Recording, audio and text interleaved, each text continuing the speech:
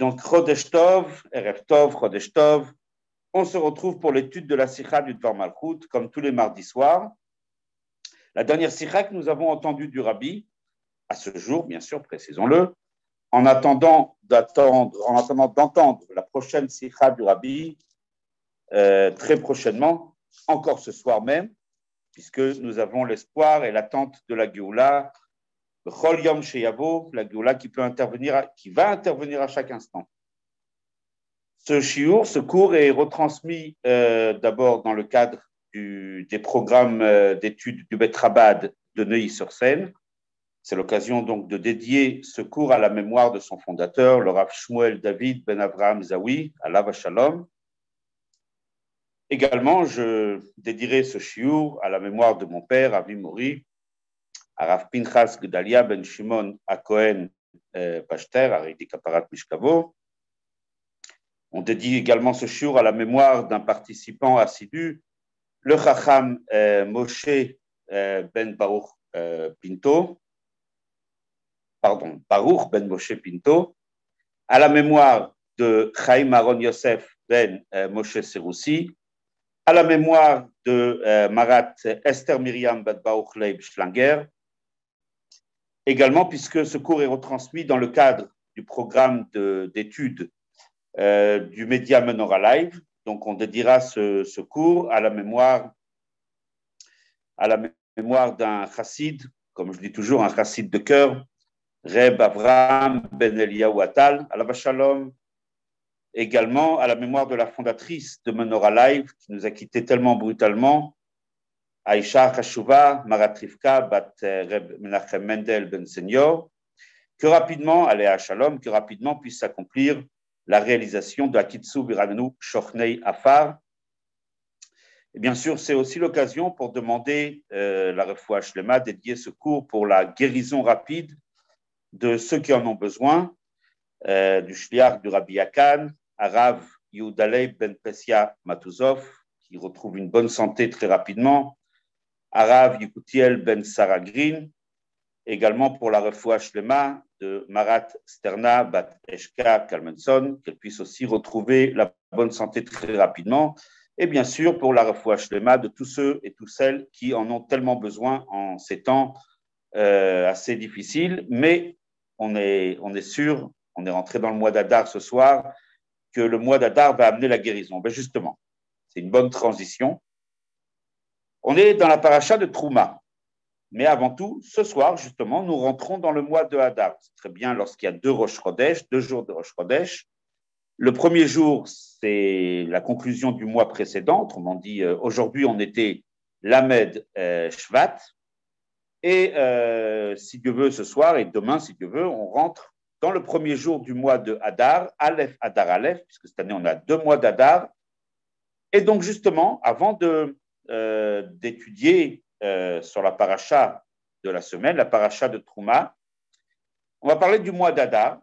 En effet, c'est ramené dans le Talmud, dans la Gemara, traité Ta'anit, et ainsi c'est ramené aussi dans tous les livres de Halacha.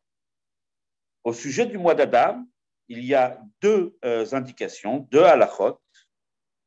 La première, c'est Mishenichnas Adar Marbim Besimcha. Dès lors que rentre le mois d'Adar, on se doit d'augmenter la joie. Comme certains précisent bien, ce n'est pas qu'à ce moment-là on est joyeux tout le temps. Ivdou et Hashem besimcha. Un juif doit toujours servir à Kadosh Baruch Hu avec la joie. Le mois d'Adar, on se doit de rajouter une part supplémentaire de joie. C'est une première halakha qui est ramenée dans le Shulchan Aruch. Ce n'est pas seulement la Gemara qui donne une indication, on va dire, sur un état d'esprit. Ça a une vertu, une valeur de halakha. Il faut rajouter dans la joie. Également, la Gemara nous dit, toujours dans le traité Ta'anit, et c'est ramené aussi dans les livres de halakha, que si par exemple on a un procès avec un non-juif, on s'efforcera d'établir ce procès le mois de Hadar. En effet, disent nos sages, car le mois de Hadar, Bari Mazalé, en araméen, en hébreu, Bari Mazalo. Son mazal est en bonne santé. Le mazal de qui? Ou bien le mazal, on va dire le signe astrologique du mois de Hadar est un signe de bonne santé. Donc, si on a un procès, si on a une affaire à régler, vaut mieux la régler ce mois-là, car ce mois-là est placé sous un bon signe. Paris, Mazalo, un mazal en bonne santé. Mazalo également, c'est le mazal d'un juif. Le mazal d'un juif, on peut le traduire un peu la chance, en tout cas, le mazal d'un juif est en bonne santé au moment du mois de Hadar. Donc, deux choses à propos du mois d'Hadar, rajouter dans la joie et savoir que ce mois-là est un mois qui est en bonne santé. Donc, pour ça qu'on demande la refoua shlema pour tous ceux qui en ont besoin, tous ceux et toutes celles qui en ont besoin. On sait également que généralement, comme c'est le cas cette année, la première paracha du mois de Hadar est la paracha de Teruma, en règle générale. Il est connu que les parachiotes que nous lisons chaque Shabbat, que nous étudions la semaine précédant le Shabbat, c'est un thème qui est relié avec le calendrier. Il y a toujours une connexion entre le Shabbat et la paracha du Shabbat, et donc de toute la semaine, avec le calendrier juif, bien sûr. Donc forcément, il y a une relation étroite entre la paracha de Teruma et l'ouverture du mois d'Adar. Quel est ce rapport? En quoi Teruma est une paracha qui est vraiment bien choisie pour démarrer en chapeau, comme on dit en fanfare, le mois de Hadar, Marbim Besimcha. A priori, on ne voit pas forcément un signe de joie dans Teruma. Il n'y a pas une indication particulière. Quel est donc le rapport entre cette paracha et le mois d'Hadar et la joie du mois de Hadar? C'est une question globale, une question générale. Et pour établir cette connexion, on va un petit peu s'approfondir sur le début de notre paracha.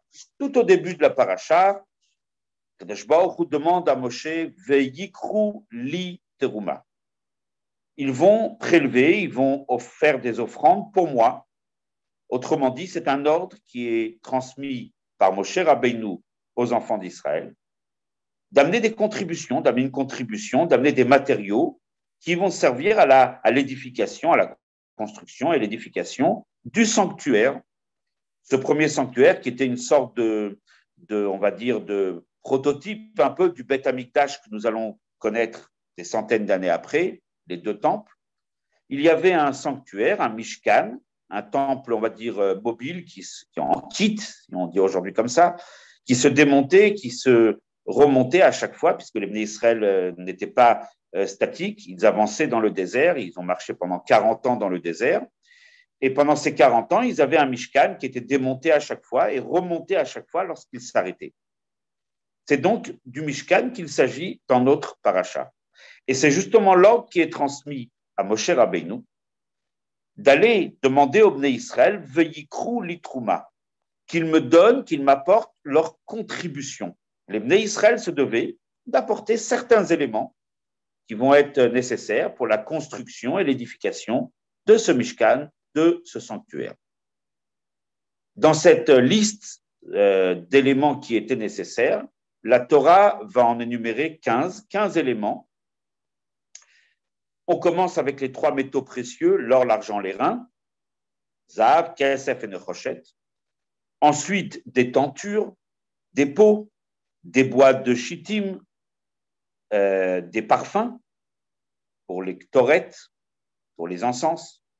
Et la liste se termine, cette liste de 15 éléments se termine par des pierres précieuses, Avnei Shoham, des pierres de Shoham, et des pierres de sertissage, qui servaient pour le pectoral du grand prêtre. 15 éléments que chaque juif se devait d'amener pour l'édification et la construction du Mishkan. Si on regarde d'un peu plus près, on va se rendre compte que cette liste est établie avec un ordre très précis. En effet, on va voir les derniers éléments, les pierres de Shoham et les pierres de sertissage, qui sont des éléments que pas forcément tout le monde possédait. Bien les Bnei Israël avaient récupéré une grande richesse des Égyptiens, mais ces pierres très précieuses n'étaient pas la possession de chacun. À tel point d'ailleurs que Rashi ramène que ces pierres ont été apportées par les Nessim, les princes de chaque tribu. seuls eux avaient ces pierres.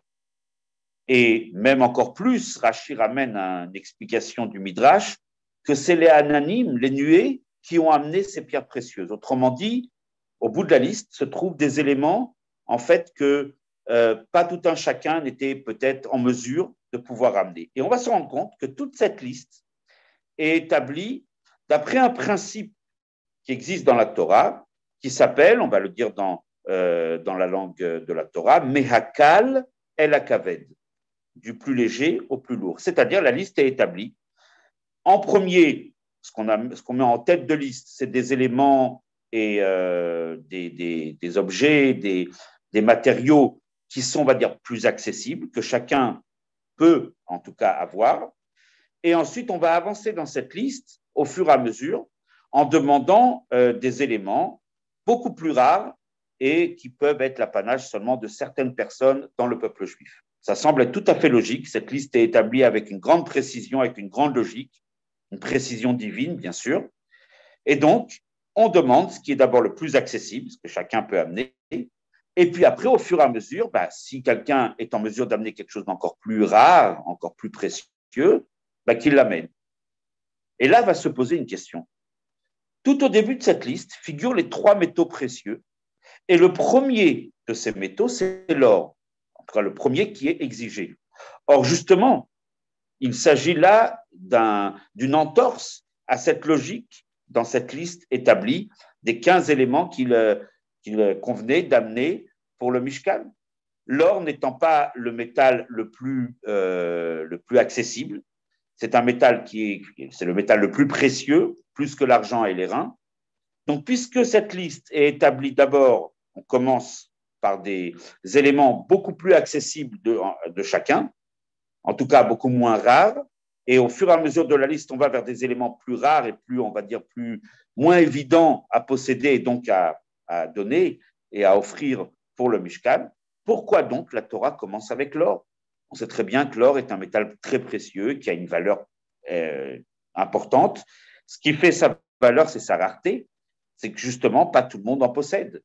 Donc, pourquoi la Torah, qui a établi une liste qui va Me'akal el Akaved, du plus accessible au moins accessible, pourquoi débute-t-elle cette liste avec l'or, qui au contraire, lui, serait plutôt comparable aux pierres précieuses, qui est donc un élément, on va dire, assez peu répandu, beaucoup plus rare en tout cas que les autres métaux et que les autres matériaux. C'est la question qui se pose. Pourquoi commencer avec l'or? C'est une question fondamentale. Et avant d'arriver à la réponse, on va d'abord réfléchir. Le rabbi nous invite à une réflexion profonde sur toute l'idée même de ce Mishkan. On va réfléchir sur pas seulement la symbolique, sur le sens profond de ce Mishkan, de ce sanctuaire, que les enfants d'Israël ont réalisé dans le désert. Tout de suite, dès le début de la paracha,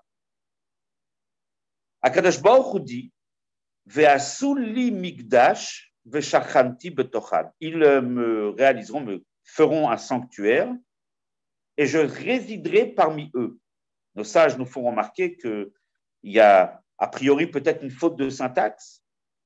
Ils me feront un sanctuaire et je résiderai en son sein, dans ce sanctuaire. Or, le verset dit, ils me feront un sanctuaire, je résiderai parmi eux. Autrement dit, ce sanctuaire, en fait, est un sanctuaire qu'il convient de prolonger chacun dans son cœur, dans son esprit. Et ainsi, Akadosh Baruch Hu va résider à l'intérieur de chacun des enfants d'Israël. Betor kol echad ve'echad.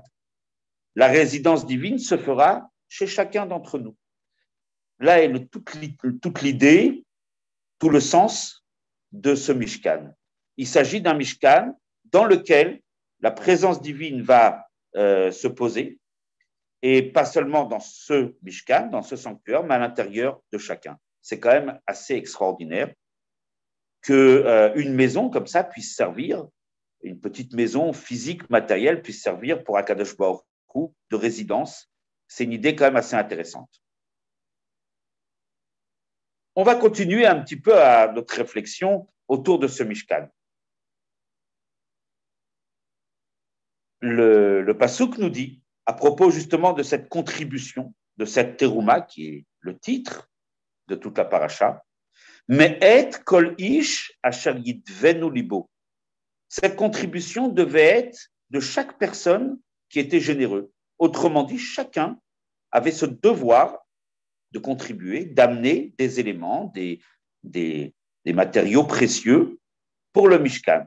Ce n'était pas uniquement un ordre qui était donné à certaines personnalités triées sur le volet, c'était un ordre qui concernait tout le Ham Israël. Le Rambam, le Maïmonide, dans Ilchot Bet Aprira, les lois du Bet Amikdash, nous parle du Beit Amikdash, c'est-à-dire le sanctuaire édifié à Yerushalayim en pierre, en dur, en stable, et il nous dit à propos de sa construction, et donc c'est une halakha qui est valable pour nous, pour la construction du troisième Beit Amikdash, le Maïmonide nous dit la chose suivante: tout le monde se doit, à Kol Chayavim, de construire et de fortifier ce sanctuaire, eux-mêmes, par leur effort, par leur travail, ou bien par leurs moyens financiers, et ceci, hommes, femmes et enfants. Nous dit le Rambam, exactement à l'image du sanctuaire qu'il y avait dans le désert, du tabernacle, du Mishkan qu'il y avait dans le désert. Autrement dit, on voit bien ici que le Mishkan qu'il y avait dans le désert concernait tout le peuple juif, dans son ensemble, hommes, femmes et enfants, même les enfants. Tout le monde était concerné justement par ce Mishkan. Et ceci rejoint le verset qui ouvre, si on peut dire, cette paracha du Mishkan, Ve'asuli Mikdash ve'shachanti betocham, ils me feront un sanctuaire, je résiderai parmi eux, à l'intérieur de chacun d'entre eux. L'idée qui se dégage, c'est que le Mishkan est une affaire qui concerne chaque personne, chaque membre du peuple juif. Et là se pose une question. Le roi Shlomo s'est un jour interrogé, lorsqu'il a construit le premier temple, il s'est interrogé, il s'est adressé au Tout-Puissant et il lui a dit: Allo Shamaim ushme Shamaim lo yichal kelucha. Toi, Akadosh Baruch, tu es tellement grand que même tous les cieux ne peuvent pas te contenir. Tu es illimité. Af ki abayit hazeh asher baniti. Alors cette maison-là que j'ai construite pourra, elle, te contenir? Comment imaginer un Dieu tout-puissant, un Dieu infini, illimité? Même tous les cieux ne peuvent pas le contenir, et ce Dieu va habiter dans une petite maison matérielle, faite de pierre, de bois et d'autres matériaux. Shlomo HaMelech lui-même ne comprenait pas. Autrement dit, quelle était la question de Shlomo HaMelech? Il s'est pas seulement étonné, il s'est extasié sur le fait, il avait même un enthousiasme sur le fait que Akadosh Baruch Hu nous recommande de lui faire une maison physique, matérielle limitée, et lui va venir habiter dans cette maison. C'est quand même c'est une idée, on appelle ça un chidouche, une idée assez novatrice, que l'on puisse réaliser une maison contenu limité pour Akadosh Baruch Hu qui est illimité, c'est quand même quelque chose d'assez extraordinaire. C'est quand même quelque chose qui a, en tout cas, qui a amené la question du roi Shlomo. Alors, peu importe la réponse, bien sûr, mais quand même, l'idée est que cela ne va pas de soi qu'une maison physique, une petite maison puisse contenir le Tout-Puissant, puisse contenir Akadosh Baruch Hu. Par conséquent, si déjà Akadosh Baruch Hu nous demande de réaliser une petite maison, il aurait été peut-être, en tout cas, préférable que celle-ci soit au moins, en tout cas, réalisée par des tzadikim, par des gens qui sont d'un niveau spirituel très élevé, des gens triés sur le volet. Si déjà il s'agit de réaliser une maison physique et matérielle pour contenir la présence divine qui, elle, est illimitée, au moins que cela soit réalisé par des gens qui ont une connexion avec Akadosh Baruch Hu. Alors peut-être là, la question, l'étonnement du roi Shlomo aurait été moindre. Quelque part, on aurait peut-être pu trouver un élément de réponse, dire c'est vrai, c'est une maison physique, mais réalisée par des gens qui sont élevés, qui ont une connexion avec l'infini. Donc peut-être eux ont cette capacité à réaliser cette maison limitée, cette maison physique et matérielle, cette demeure petite, somme toute, pour le Tout-Puissant. Mais là, la question se renforce, puisque nous venons de voir que B'shachanti betocham, je résiderai parmi eux, parmi chaque juif. Le Mishkan concerne chacun. La terouma, la contribution, c'était être kol ish de chaque personne. Ou comme le Rambam dit, chacun se doit de contribuer au temple comme c'était le cas du Mishkan, hommes, femmes et enfants. Dès lors, la question de Shlomo Hamelech, l'étonnement, ne prend ici que plus de poids. Comment n'importe qui dans le Ham Israël, y compris des gens simples, comme nous tous, avons cette capacité de réaliser une demeure physique et matérielle limitée pour un Dieu qui est illimité. Encore une fois, s'il s'agirait de tzadikim, de gens importants, à la rigueur, pourquoi pas? Mais dès lors que c'est l'apanage de tout un chacun, c'est le devoir de chaque juif, là la question se pose. Comment un juif simple, qui peut-être a ses limites, ses défauts, et qui n'est peut-être pas toujours connecté de la meilleure façon avec Akadosh Baruch Hu, comment peut-il être amené et être appelé à construire, à participer à l'édification d'une maison petite qui contiendrait Akadosh Baruch Hu, qui est lui illimité? Cette question est renforcée. Le Rabbi va renforcer cette question. Tout au début de notre paracha, il y a écrit Veyikru li teruma. Ils prendront pour moi, ils amèneront pour moi une participation, une teruma, une contribution, un don. Et Rashi s'interroge, pourquoi est-il écrit Veyikru li? Pourquoi ils prendront pour moi? Dès lors qu'il s'agit d'un sanctuaire, donc ils amèneront une contribution. Pourquoi dire ils amèneront une contribution pour moi? On dit Rashi très simple. Li veut dire que lorsqu'on amène cette contribution, cela n'est pas suffisant. Il ne faut pas s'arrêter là. Il faut que ce don soit fait avec une pensée. Lishmi. Pourquoi il y a écrit li, dit Rashi? Pourquoi Akadosh Baruch Hu a dit ils me prendront, ils amèneront une contribution pour moi? Pour moi, ça veut dire lishmi, en pensant à moi. Autrement dit, il n'était pas suffisant d'amener des éléments pour l'édification de ce Mishkan uniquement. Il fallait les amener avec une pensée, avec ce qu'on appelle une kavana. Quelle kavana? Que ce soit pour le nom d'Hachem. De penser à Akadosh Baruch Hu, on sait très bien que réaliser déjà les mitzvot, dans notre vie à nous, on sait très bien que ce n'est pas toujours très facile. Lorsqu'on est amené à devoir faire une mitzvah, des fois on est un peu juste dans le temps, dans les moyens. C'est déjà pas mal.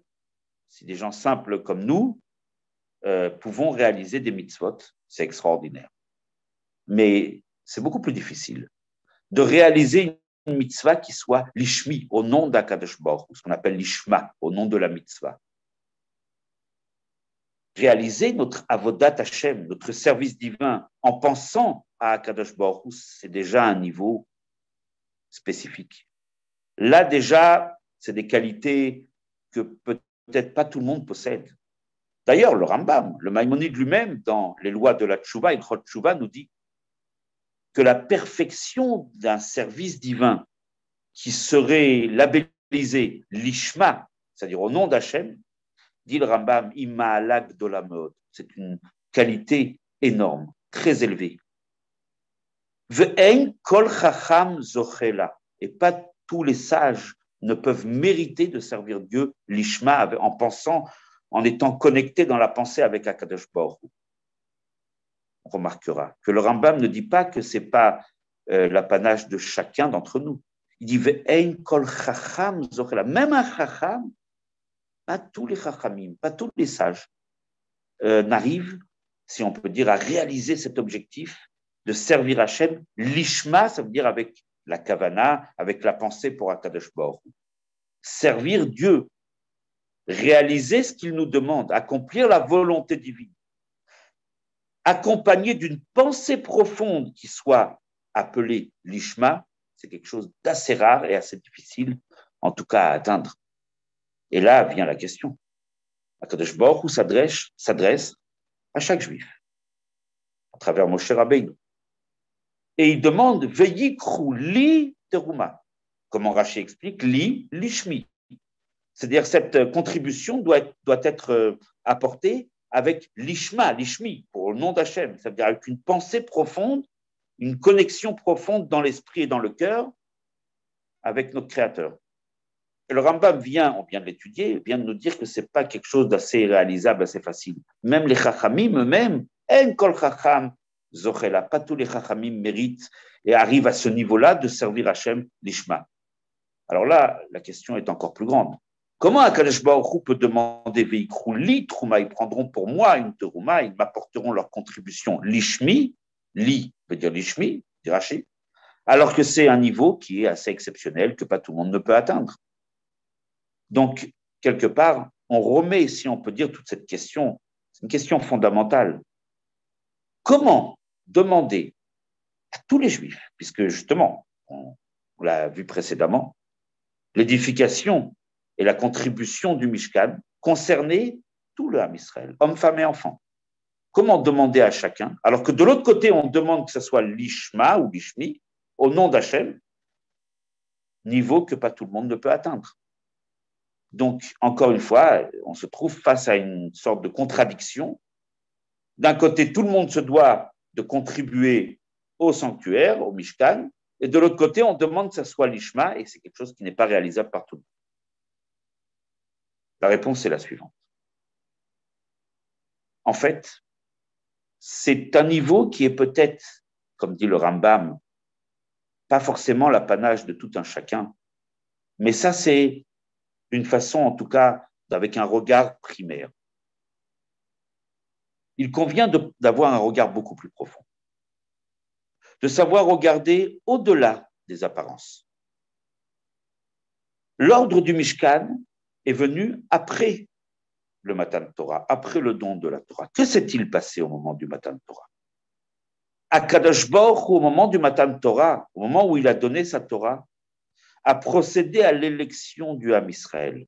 Ata bechartanu mikol ha'amim. Tu nous as choisis parmi toutes les nations. Qu'est-ce que Akadosh Baruch Hu a choisi?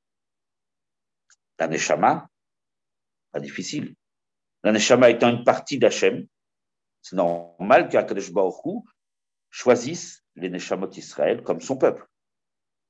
Lorsqu'on parle d'un choix, nous le disons dans la tefila de Yom Tov, Ata bechartanu mikol ha'amim, on le dit tous les jours aussi, ou Banu bacharta mikol ha'amim, avant de dire le schéma.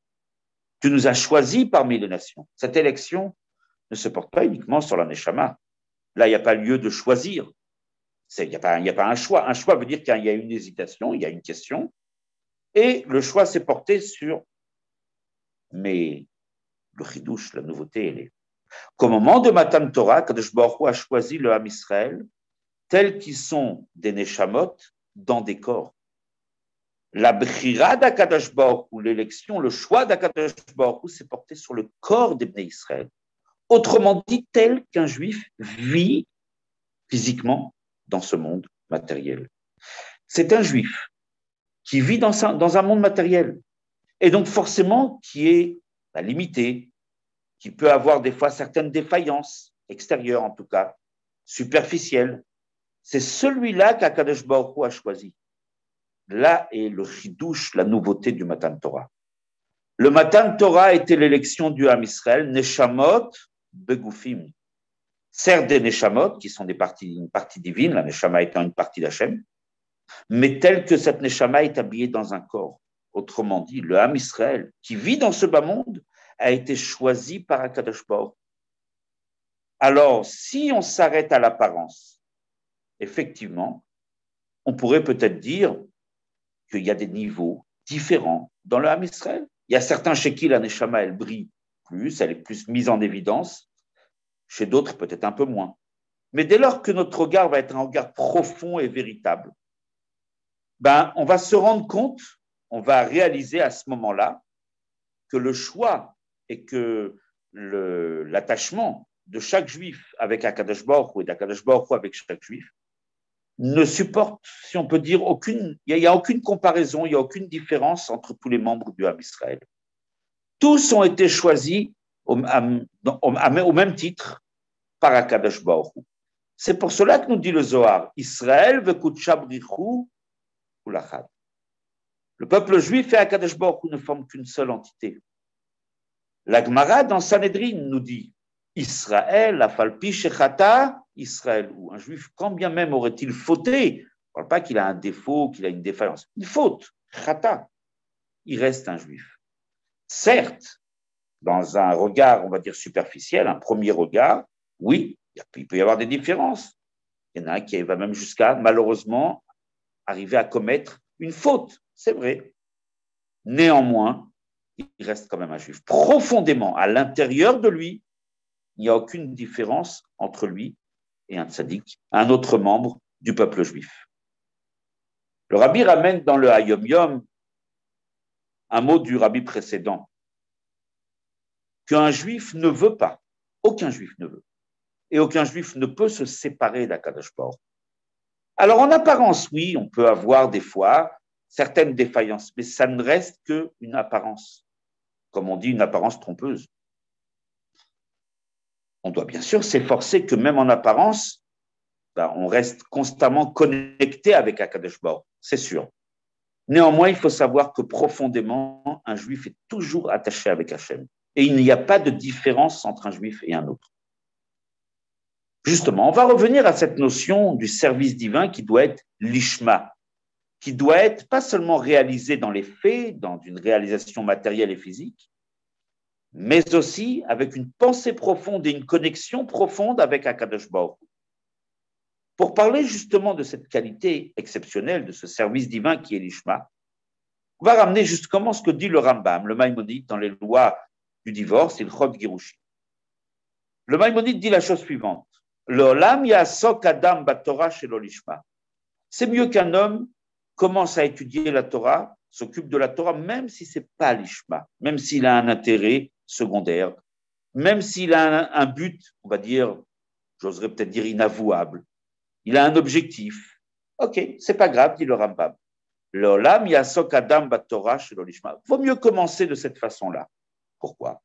Shemitor shelo lishma balishma. Car à force de servir Dieu, peut-être avec un intérêt personnel, en fin de compte, on va être pénétré par la sagesse divine et on va en arriver, en fin de compte, au final, à servir Akadosh Baruch Hu, l'ishma, c'est-à-dire en connexion profonde dans l'esprit et dans le cœur avec Akadosh Baruch Hu. Le rabbi s'interroge sur le langage même du Rambam. Le Rambam dit on commencera peut-être à servir Dieu chez l'olishma, c'est pas grave. Pourquoi? Chez Mitor, chez l'olishma, balishma. Car après, à force de servir Dieu chez l'olishma d'une façon intéressée, on en arrivera à une façon désintéressée, autrement dit, à avoir uniquement comme objectif de servir Hachem. Normalement, le Rambam aurait dû dire, dit le Rabbi, les achar, après, commence à servir Dieu peut-être chez l'olishma, en ayant une autre pensée que celle de servir notre Créateur, car après, les achar, après, à force après ce service d'olishma, on en arrivera à un service lishma. Le langage du Rambam ici nécessite compréhension. Il dit chez mitor, vous dit le Rabbi quelque chose d'assez extraordinaire. Mitor veut dire à l'intérieur. Et là, le Rambam vient nous révéler un secret. C'est ce secret que va nous révéler le Rabbi. L'olam yasok adam chez l'olishma. C'est pas grave. Même si tu as un objectif, on va dire personnel, dans l'étude et dans la pratique du judaïsme, de la Torah et des mitzvot, c'est pas grave. Fais-le. Chez mitor, c'est pas après. Mitor, à l'intérieur. Chez mitor, chez l'olishma, à l'intérieur d'un lolishma. Ce qui se cache, le moteur profond d'un lolishma, mitor chez l'olishma, balishma. On arrive à trouver en fait quelque chose qui s'appelle l'ishma. Autrement dit, extérieurement, comme le Rambam lui-même a dit, on peut avoir des différences. Certains vont servir Dieu, d'autres peut-être pas. Et même ceux qui le servent, peut-être certains ne serviront pas l'ishma au nom d'Hachem. C'est peut-être vrai. Mais à l'intérieur, mitor chez l'olishma, à l'intérieur, la motivation profonde d'un juif, quand bien même, extérieurement, on pourrait imaginer qu'il recherche un intérêt personnel, mais à l'intérieur, le profond, la sincérité profonde de chaque juif, elle est toujours là. Il désire en fait servir son Créateur. Il peut habiller ça si on peut dire, dans des motifs, dans des objectifs, dans des ambitions personnelles, peut-être, ce qui bien sûr n'est pas bien, mais encore une fois, c'est peut-être extérieurement le cas, mais profondément, mitor chez l'olishma, balishma. À l'intérieur, ce qui est vraiment l'olishma, ce qui peut paraître l'olishma, est profondément un véritable lishma. Maintenant, on peut répondre à la question qu'on avait posée. On avait posé la question, comment ce Mishkan, qui normalement, comme dit Shlomo Ameler, comment une maison physique, matérielle limitée puisse contenir la présence de l'illimité, et à la rigueur que ça soit plutôt l'affaire de certains grands tzadikim, on comprendrait. Surtout, d'autant plus qu'il est requis un travail lishma, veikrou, litrouma, ils prendront pour moi, ça veut dire lishmi. À partir de là, on peut tout comprendre. Chaque juif, profondément, à l'intérieur de lui, est capable de servir à Kadosh Baruch Hu d'une façon désintéressée, ou en tout cas dans l'intérêt d'Akadosh Baruch Hu, désintéressé, dénué d'objectifs et d'ambitions personnelles, et uniquement tourné vers la réalisation de la volonté divine. Chaque juif en est capable. Ce qui peut des fois paraître un lolishma extérieurement, c'est justement avec un premier regard très superficiel. Mais en vérité, profondément, chaque juif est capable. Dès lors, chaque juif, homme, femme et enfant, est capable de contribuer à cette maison physique qui va accueillir la présence divine. Parce que chacun profondément a cette qualité exceptionnelle. On est après Matan Torah, Baruch Hu nous a tous choisis. Et profondément, ce choix-là, il est, même quand une neshama se trouve dans un corps physique, avec ses limites, ses défauts, c'est vrai. Encore une fois, il faut essayer de les gommer, il faut essayer de s'améliorer, de transformer son corps. C'est tout le travail. Mais si on regarde profondément, chaque juif a ce potentiel, cette capacité à pouvoir réaliser dans ce bas monde une demeure pour Akadosh Baruch Hu. Voilà pourquoi le Mishkan est l'apanage de tout le Ham Israël. Là, on peut le comprendre. Rappelez-vous, on avait posé la question par rapport à la liste des différents éléments qu'il fallait contribuer et amener au Mishkan. Et on s'était posé la question, le rabbi avait posé la question, pourquoi l'or a été mis en premier? L'or, c'est le moins accessible des métaux, c'est assez précieux, c'est assez rare. Or, la liste, elle a été établie d'une façon très précise, on va dire, du plus commun au plus rare.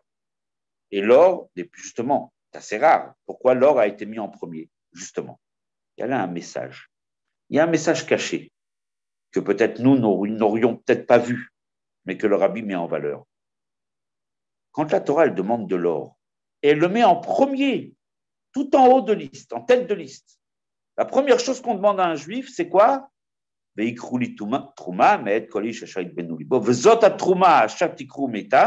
la trouma, zahav, avant les 15 autres choses. En premier lieu, qu'est-ce qu'on te demande? De l'or. Un juif, mais je n'ai pas de l'or. C'est quelque chose que pas tout le monde possède. Et là, on l'invite à réfléchir. Mais si Akadosh Baruch Hu t'a demandé en premier lieu de l'or, c'est que tu en as. Pourquoi? Parce que la Torah considère chaque juif comme riche. Riche matériellement, parce que riche spirituellement. L'un ne va pas sans l'autre. Potentiellement, chaque juif a de l'or. Alors peut-être des fois, en tout cas de façon extérieure, de façon superficielle, avec un premier regard, peut-être des juifs peuvent en tout cas ne pas être, en tout cas à leurs propres yeux ou aux yeux des autres, être riches.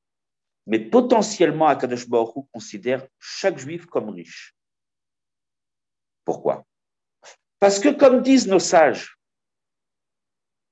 chaque juif est un fils de roi. Chaque juif est un Ben Melech. Le Zohar dit encore plus. Encore plus loin que ce que disent nos sages dans le traité Shabbat. Chaque juif est un roi. Dans les Tikkuné Zohar, chaque juif est un Melech.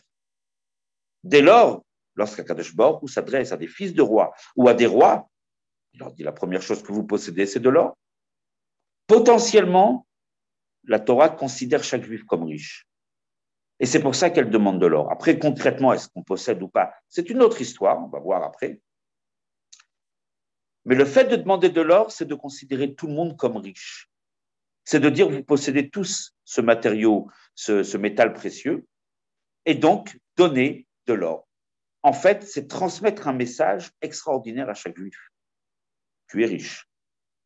Kadosh Baruch Hu te considère comme riche.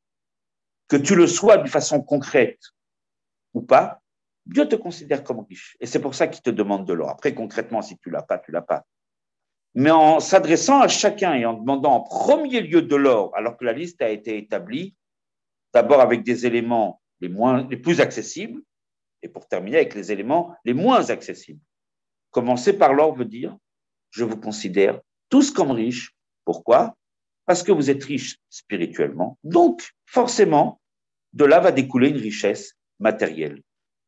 Déjà, le fait de considérer quelqu'un, même si extérieurement il n'est pas forcément riche, mais de le considérer comme riche, est déjà une estime.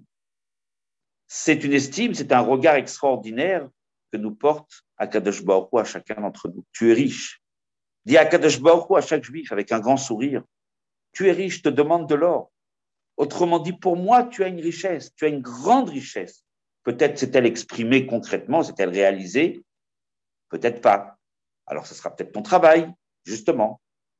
Mais en tout cas, je te considère comme riche. On peut peut-être aller encore plus loin.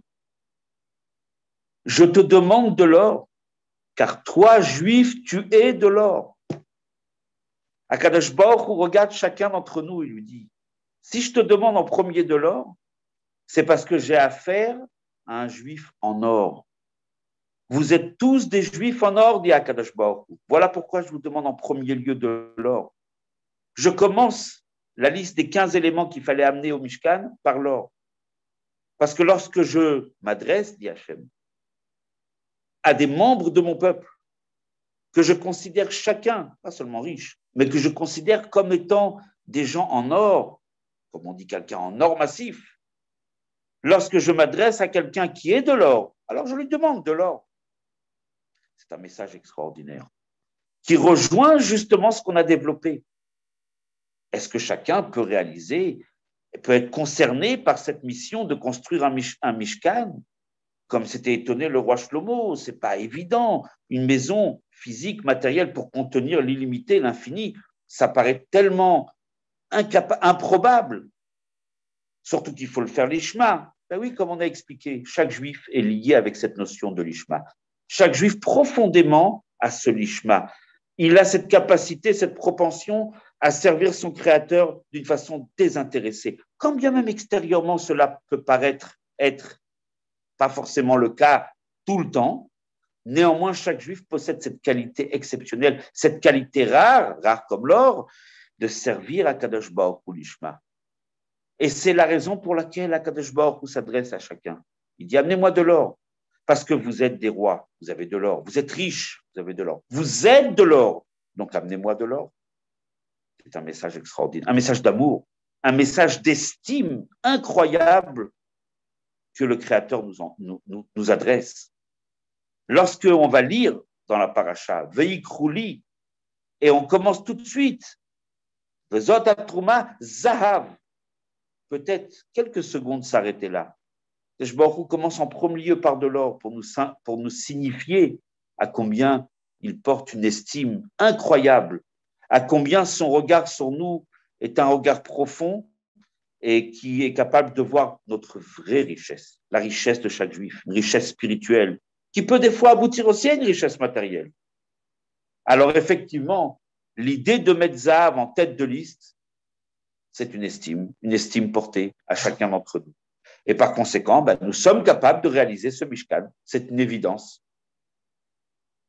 Quand bien même un juif vit dans un monde physique, un monde matériel, où la possession de biens a une importance. Qu'est-ce que la possession d'or, d'argent ou d'autres matériaux précieux ou des actions en bourse, pourrait-on dire? Qu'est-ce que cela est tellement important?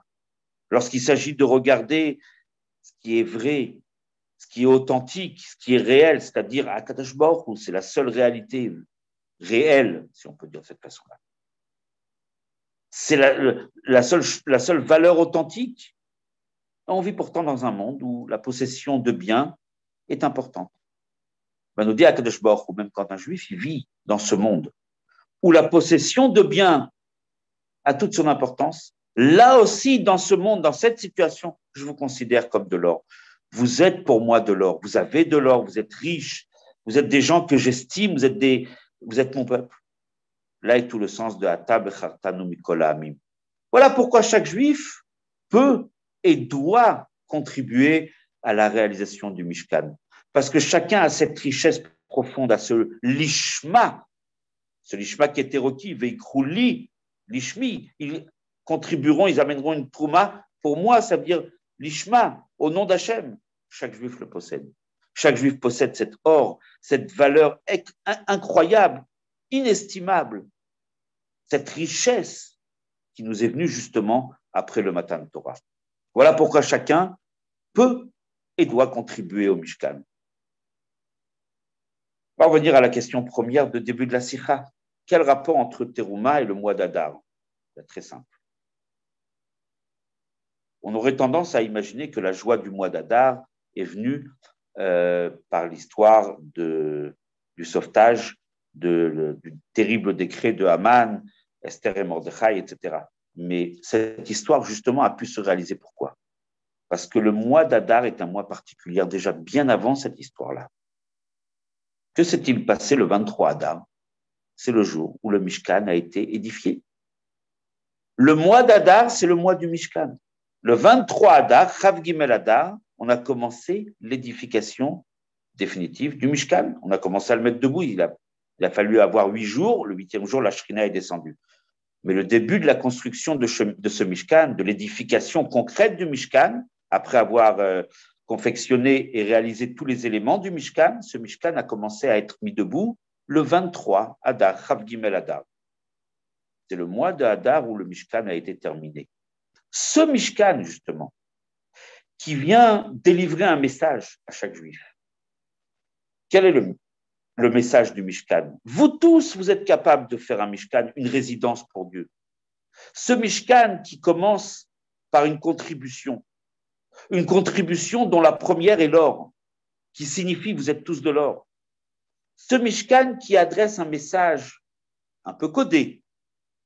Il faut que le Rabbi nous révèle un petit peu, nous le fasse ressortir, certes, mais c'est le message du Mishkan.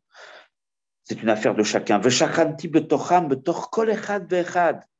À travers le Mishkan, je résiderai en chacun d'entre vous.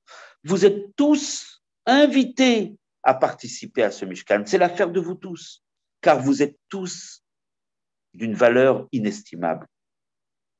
La première chose que je vous demande pour ce Mishkan, pour ce sanctuaire, c'est de l'or, car vous êtes de l'or. Tout ce message profond qui est un message d'amour, d'estime, au-delà même du Mishkan qui est une résidence pour Dieu dans ce bas monde. Avant cela, c'est un message extraordinaire qui est adressé à chaque juif. Lorsque le juif, au mois d'Adar, il voit ce Mishkan se mettre debout, ce Mishkan qui symbolise le regard extraordinaire que nous porte Akadosh Baruch Hu sur nous. Alors il se réjouit. Il comprend le sens profond de ce Mishkan, le message profond du Mishkan. Chaque juif est important aux yeux d'Akadosh Baruch Hu. Chaque juif est de l'or. Chaque juif peut et doit et est invité à participer au Mishkan, à la résidence de Dieu dans ce monde, parce que chacun a son importance. C'est le regard extraordinaire d'Akadosh Baruch Hu, celui que le Rabbi met en valeur. Sans le Rabbi, on ne l'aurait peut-être pas forcément réalisé. C'est le regard du Rabbi sur chaque juif. Alors effectivement, à travers ce Mishkan, nous voyons ici une leçon exceptionnelle. Cette leçon va nous remplir de joie. En effet, quelqu'un qui se sent inutile, quelqu'un qui sent qu'il ne peut pas apporter beaucoup à la société, qui ne peut pas contribuer et réaliser certaines choses, alors il a une estime très, très limitée du divin qui est en lui. On appelle ça une estime de soi. Il s'agit surtout de l'estime du divin qui est en soi. Mais lorsque Akadosh Baruch Hu dit, à travers ce Mishkan, je vous envoie un petit message, un grand message. Vous êtes tous concernés. Cette maison-là, c'est l'affaire de chacun d'entre vous. Je compte sur chacun d'entre vous. J'ai cité l'or en premier comme contribution parce que vous avez tous de l'or. Vous êtes tous en or. ce Mishkan vient ici relever l'estime que chaque juif doit avoir sur lui, sur sa valeur et sur le choix qu'Akadosh Baruch Hu a porté sur lui. Et donc, puisque ce Mishkan a été fini au mois de Hadar, c'est pour cela que tout le mois d'Hadar est lié avec une joie, avec une simcha extraordinaire. Voilà pourquoi, au moment du mois d'Hadar, dès le début, dès l'époque de la traversée du désert, le mois d'Hadar déjà était un mois qui avait un caractère joyeux. Mishenichnas Hadar, Marbim Besimcha. Dès le début du mois d'Hadar, déjà, dès que rentre le mois d'Hadar, déjà on se doit de rajouter dans la joie. Parce que justement, le mois d'Hadar étant lié avec le Mishkan étant ce message extraordinaire, c'est ce qui va nous apporter la joie. Nous dit le Rabbi, c'est simple, lorsque quelqu'un il connaît la joie, il est joyeux, cela va pénétrer dans toutes ses réalisations, dans tout ce qu'il fait. Quand quelqu'un il est joyeux, il est content, il s'estime, il sait qu'il connaît sa valeur, on dit la valeur divine de ce qui est en lui. Il sait qu'il est lié avec l'Ishma profondément, il sait qu'il est lié avec de l'or. Alors en fin de compte, cela va rejaillir et va se refléter dans tout ce qu'il va réaliser, tout ce qu'il va faire va connaître même un succès, va être réalisé. On sait très bien, lorsqu'on a peu d'estime de soi, on a du mal à réaliser certaines choses. Lorsque, au contraire, on est gonflé par un moral au beau fixe, alors on connaît une réussite. On est gonflé par cette estime extraordinaire, pas que nous avons sur nous, que le Créateur porte sur nous. Alors là, effectivement, on est capable de réussir. Cette joie, cette satisfaction profonde va rejaillir aussi tout autour de nous, va être capable de toucher chacun d'entre nous. C'est la raison aussi pour laquelle, dans le mois d'Hadar, il y a une autre particularité. Nous avons dit que son mazal, il est en bonne santé. Justement, que veut dire ici le mazal? Le mazal, c'est un astre à travers lequel Akadosh Baruch Hu fait passer toutes les brachot. Pourtant, il est dit que Ein mazal le Israël. La vie qu'Akadosh Baruch Hu envoie au peuple juif ne passe pas par les astres, contrairement à toute la création. Alors, que veut dire Bari Mazalo? Que veut dire que le mois d'Hadar, le mazal d'un juif est en bonne santé? Nous dit le Rabbi, il s'agit d'un juif qui, malheureusement, lui-même s'est placé quelque part sous la protection des astres. Autrement dit, il vit dans un monde et quelque part, ses valeurs sont les valeurs matérielles du monde. Intrinsèquement, un juif n'est pas lié avec les astres. S'il est branché avec Akadosh Baruch Hu, il reçoit sa vitalité et ses brachot directement du Créateur. Mais dès lors que pour lui, les valeurs de ce bas monde revêtent une importance, alors il se place, d'une certaine façon, sous la protection de ses astres. Et là vient le mois d'Hadar, lui dit que vient délivrer ce message. Au mois d'Hadar, Bari Mazalo. Pourquoi le Mazal, il est en bonne santé? Pour une raison très simple. Parce que ici, le Mishkan a été édifié ce mois-là. Ce Mishkan qui justement met en valeur chaque juif, quand bien même ce juif extérieurement n'est pas si peut-être brillant et si lumineux. Mais à travers le Mishkan, justement, il y a le message, le regard que Akadosh Baruch Hu porte sur chacun d'entre nous. Et il regarde profondément chacun et lui dit, tu es en or, tu es capable de servir Dieu l'Ishma. Donc effectivement, même un juif qui serait, on va dire, dans le monde, qui serait, si on peut dire, envahi par la matérialité, par toutes les valeurs bassement matérielles de ce monde, néanmoins, quand on lui révèle, quand le Créateur lui révèle quelle est sa véritable richesse, il se secoue de toute cette couche qu'il y a autour de lui, cette couche de poussière, et il révèle sa véritable personnalité. Voilà pourquoi, même quand un juif dépend d'un mazal, le mazal d'un juif au mois d'Hadar est un mazal en bonne santé. Et voilà pourquoi ça lui procure de la joie, voilà pourquoi il a un mazal en bonne santé.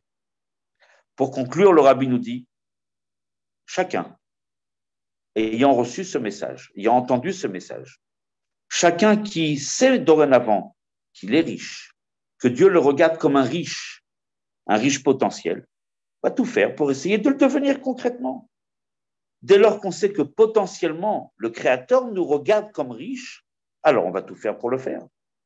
On va tout réaliser, tout mettre en œuvre pour arriver justement à cette richesse. Richesse, d'abord spirituelle, l'étude de la Torah, une pratique des mitzvot, un attachement à Kadosh Baruch Hu d'une richesse exceptionnelle, l'ishmi, au nom d'Hachem, mais même une richesse aussi matérielle qui va nous servir justement pour réaliser une maison pour Hachem dans ce bas monde. Et c'est là que le Rabbi nous invite justement à essayer de dévoiler par son travail, sa avodat Hachem, cette richesse qui est en chacun, richesse spirituelle comme matérielle, de révéler cette richesse. Le Rabbi nous dit en particulier dans notre génération, où tout le travail de l'exil a déjà été terminé, est déjà arrivé à son achèvement, à son aboutissement, à Kadosh Baruch Hu bénit chaque juif de la plus grande des richesses. Ce ne sont pas des mots, on peut le voir. Dans les générations passées, les juifs n'avaient pas de moyens. Il était rare des gens qui avaient, aujourd'hui, si on regarde véritablement, chacun d'entre nous possède des biens qu'on n'aurait jamais imaginé il y a encore quelques décennies pouvoir posséder. Nous sommes riches, alors on veut le devenir plus, pourquoi pas? Bien sûr, la bracha, elle est là. Mais il faut réaliser déjà qu'on a une richesse, même matérielle, bien plus considérable, bien plus grande, qu'encore une fois, qu'il y a quelques décennies, je ne parle même pas des siècles passés, où les Juifs vivaient vraiment dans des conditions matérielles très basses. Donc effectivement, cette richesse, elle est là. Au moment où justement on s'approche de la Géoula, où on est déjà au pas de la porte de la délivrance, à Kadosh Baruch Hu déjà dote chaque Juif de cette richesse. Et pour la révéler, si on estime qu'elle n'est pas encore assez grande, alors chacun par son travail, sa avodat Hashem, en révélant sa richesse spirituelle, va amener aussi la bracha d'Akadosh Baruch Hu, la bracha dans les biens matériels aussi, puisque ces biens matériels vont être mis à contribution pour réaliser un sanctuaire, autrement dit pour se préparer pour la construction du troisième Beth Amikdash. Donc cette richesse matérielle n'est pas pour rien, elle n'est pas vaine, elle va être utile, on va l'utiliser pour construire un très beau, et, puisque dans le troisième Beth Amikdash, il y a une partie qui vient d'Hachem, mais il y a une partie que nous allons construire, nous allons contribuer justement, comme dans la paracha, cette paracha qui est un avant-goût de ce qui va se passer très très prochainement, où chaque juif sera invité à apporter sa richesse autant spirituelle que même matérielle, pour la réalisation du troisième Beth Amikdash, Teikef umiyad mamash, Yechi Adoneinu, Moreinu v'Rabbeinu, Melech HaMashiach l'Olam Va'ed.